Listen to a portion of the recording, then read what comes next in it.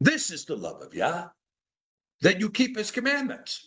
And his commandments are not grievous. So when you look at the commandments, Deuteronomy 5:25, right? Deuteronomy 5. Yah gives the commandments over again to Moshe, because who was the first to break all 10 commandments? Moshe. He broke it when he came down the mountain, right? That's it. Anyway, that's a joke, but I'll move on with it.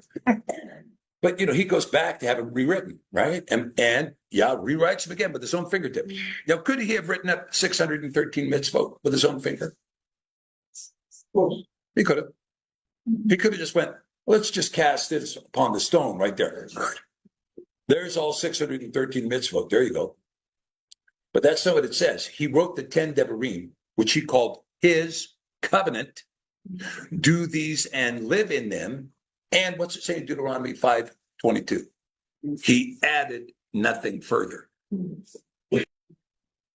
I didn't say go sin and then kill an animal, put the blood on the altar, and you get away with it. I didn't say go sin and then go pay for an indulgence in the church, and then you get away with it.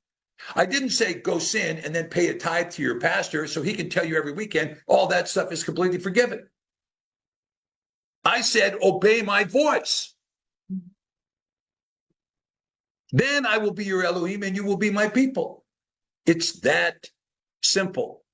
There is no extra God at the top.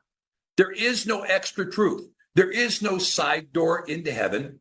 There is no, peripheral nonsense. There is a singular truth and a singular path. Singular.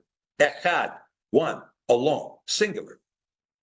And you find this path by doing what? Loving Yah with all your heart, mind, and soul. So you go into the church, and the church says, well, we've commissioned a lot of robust sinners to be priests here.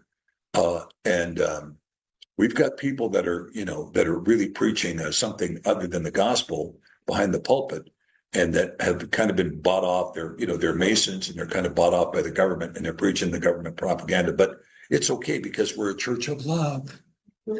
And we love everybody because we have a deep soft spot of love and caring right here. We love. And therefore I'm going to heaven.